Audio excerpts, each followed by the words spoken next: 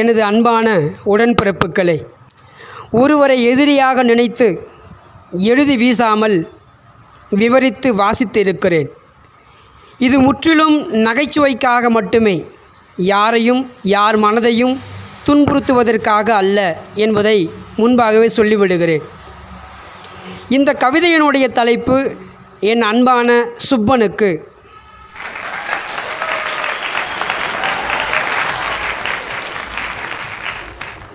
இல்பொருள் உருவகமே, மெய்ப்பொருளில் பொய்மையின் தென்னகமே, அன்பு இல்லாத துருவகமே, மாமன் மச்சான்களின் பெட்டகமே, என்னை தினம் படித்து கொள்ளும் வாசகமே, ஒளியே என்பாய், சுடரே என்பாய், அருள் பிரகாசமே என்பாய், கடைசியில் ஓம் நமச்சிவாய எனச் சொல்லி அகம்பிடித்த சொல்லகமே, எப்பொருள் காண்பினும் மெய்ப்பொருள் காணும் திருவாசகமே, உன் ஒரு வாசகமும் எனக்கு தீண்டவில்லை. காரணம், உன்னை பிடிக்கவில்லை. பெரும்படி வாங்கியவன் சிவன் என்றாய், புட்டுக்கு மண் சுமந்தவன் சிவன் என்றாய், முக்கண் உடையவன் சிவன் என்றாய், போதாமல் என்னை அவன் ஜாதி நீ என்றாய். ஆமாம் என்று 2 வார்த்தைகள்தான் சொன்னேன். பெரும்பை எடுத்தாய், அப்பன் என்ற பெயரில் பல அட்டுழியங்கள் செய்தாய். இப்படி சொல்லி சொல்லி சிவனையும் மிதித்துவிட்டு என்னையும் கடித்துவிட்டு ஓம் நமச்சிவாய என்றாய்.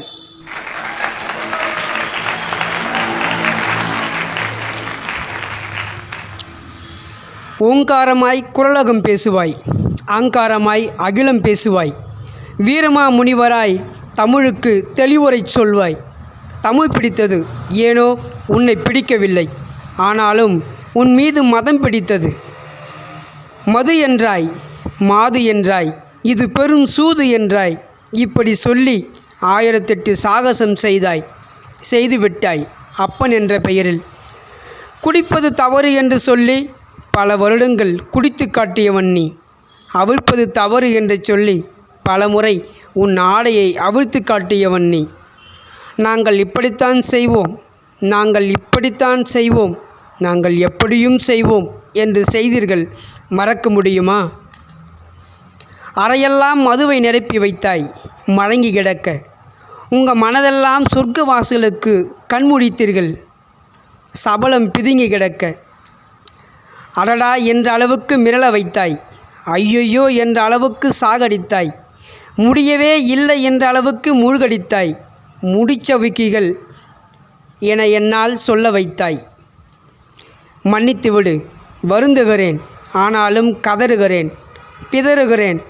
கனத்த சிந்தனையில் இப்பொழுது நான் தனிமையில் எழுதுகிறேன்.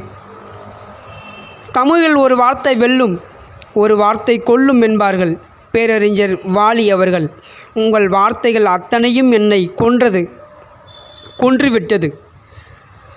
என் வார்ப்புகள் அத்தனையும் என்னை மீட்டு வென்றது. இது உண்மை. 5இல் அம்மை என்ற பெயரில் விஷம் வைத்தாய். 5ஆம் வகுப்பில் கந்தல் சட்டையும் கிழிந்த டவுசரும் சொந்தமாக்கினாய்.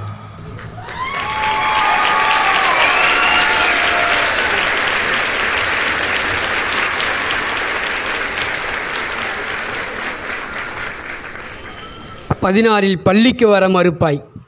20இல் கல்லூரிக்கு வர மறுப்பாய். 25இல் எதற்கும் வர மறுப்பாய். திருமணம் என்ற பெயரில் வந்த சங்கடத்தில் எல்லாவற்றுக்கும் வர மறுத்தாய். இது எல்லாவற்றுக்கும் கடைசியில் நான் இல்லை என்று சொல்லிவிட்டு நின்று விட்டாய். போதாமல் மீண்டும் தொடர்கின்றாய். உன் கதை திரைக்கதை வசனத்தை எழுதி படமாக்கிக்கொள், வருத்தமில்லை. என்னிடம் படம் எடுக்காதே, கேமராவைப் போல் அல்ல, பாம்பை போல. உறவு என்றேன், உயிர் கொடுக்கவில்லை. உறவே என்றேன், பிழைக்க வழி கொடுக்கவில்லை. உபத்திரமே என்று ஒதுங்குகின்றேன், உறவு என்று 4 திசையும் பகடை கம்பளம் விரிக்கிறாய். நிமிடத்திற்கு நிமிடம் ஒரு வேஷம், நொடிக்கு நொடி ஒரு பிரவேசம் செய்து முடிப்பது உன் வாடிக்கை, உங்களது வாடிக்கை. படிக்க வேண்டும், பட்டம் பெற வேண்டும், பாதை மிளிர வேண்டும் என்றுதான் நான் இருந்தேன். ஆனால் பகடை உருட்ட வேண்டும், சகுனி அடைக்க வேண்டும், படியை திணிக்க வேண்டும், பாதை ஒழிக்க வேண்டும் என்று இருந்தீர்கள். இப்படித்தான் இருக்கின்றீர்கள். ஆனாலும் வாழ்த்துக்கள்.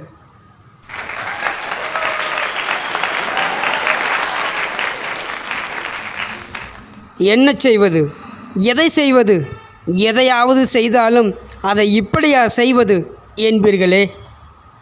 பசுமரத்தாணி போல் என்பார்கள். ஆனால் நீங்களோ அதையும் தாண்டி புழுக்களாய் என் மீது சிதறி நெளிவீர்களே நியாயமாய். நாய்க்கு தெரியாத பாஷை கூட உனக்கும் உன் கூட்டத்திற்கும் தெரியுமே. நான் என்ன செய்வது, பேய் ஆய்வார்களே. ஆண்டறிக்கையில் கூட சில தவறி போகும். ஆனால் உங்களால் மாண்டது வேட்டறிக்கை அல்லவா. விஷத்தை வைத்திருக்கும் பாம்பு கூட்டத்தில் கூட தலை வைத்து படுத்து விடலாம். ஆனால் நீங்கள் பேய் பிசாசுகளின் ஆதாம் ஏவாள் அல்லவா. உங்களை விரட்டுவது என்பது கடினம்தான். விட்டுவிடுகிறேன், தொட்டு விடாதீர்கள்.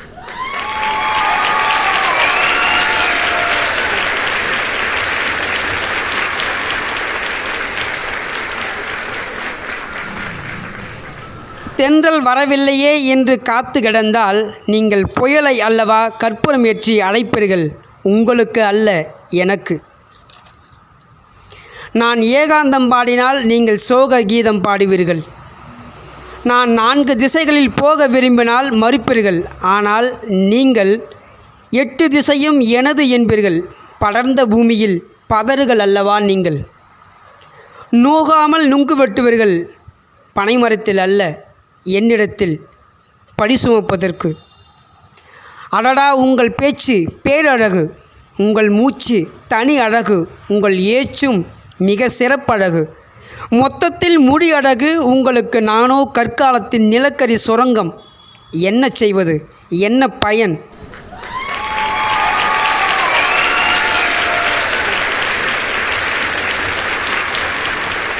பார்வதியும் தூண்டிவிட்டு பரமசிவனையும் தூண்டிவிட்டு பக்கத்தில் உள்ள குரங்குக்கும் பூமாலை கட்டி போடுவீர்களே. நீங்கள் நாரதரையும் தாண்டியவர்கள் அல்லவா. சூரியன் சந்திரன் கூட ஒளிகளில் பிழை காணும் உலகமாக முடிச்சவிக்குகள் அல்லவா. ஆப்பிள் தூக்கி எறிந்தால் கீழே விழும். அது இயற்கையின் புவியீர்ப்பு விசை. ஆனால் இது எங்கள் காந்த விசை என்பீர்கள். அரிஸ்டாட்டிலும் கார்ல் லினேயஸும் கூட நீங்கள் எந்த இனத்தை சேர்ந்தவர்கள் என்று வகைப்படுத்த திணறுவார்களே. என்ன செய்வது. ராமானுஜத்தை அடைத்து கணக்கிட்டாலும் நீங்கள் எந்த எண்களுக்குள்ளும் அடங்குவீர்களா என்பது சற்று சந்தேகம்தான். உங்களை 10ல் 1 கழித்து விட்டால் பொருந்துவீர்கள் கச்சிதமாய்.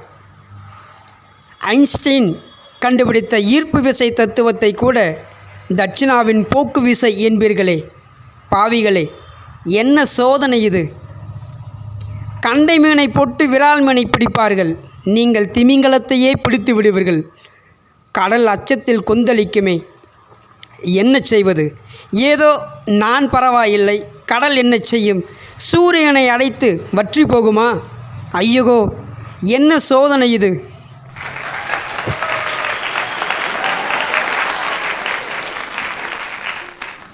மூக்கை சிந்த முண்டாசு கூட இல்லை. நீங்களோ கோமணத்தை உருவுவீர்களே.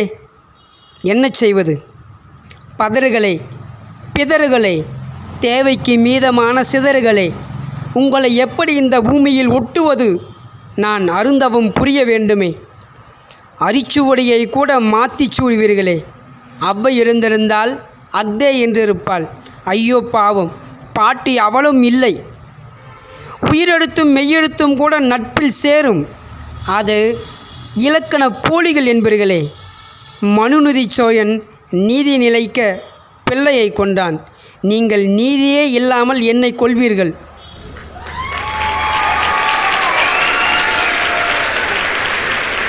அன்றே சட்டம் ஒரு இருட்டறை என்று அறிஞர் அண்ணா சொன்னார்.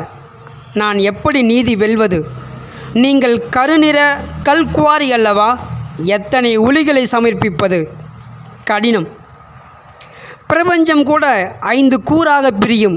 நீங்கள் ஒன்று சேர்ந்த உடும்பு அல்லவா. அறிஞனும் அறிவுக்கு அப்பால் போய்விடுவான் உங்களை கண்டால். அடாவடி, ஆர்ப்பாட்டம், அவதூறு, அட்டகாசம் உங்களுக்கு புளிச்சோறு. 3 நாள் முக்க வைத்து தின்பீர்கள். தேவாங்கு போல முடி, அனுமாறு போல சுழி, உபத்தரமான விழி. தேவைப்பட்டால் என் மீது போடுவீர்கள் மிக அருமையாக பழி.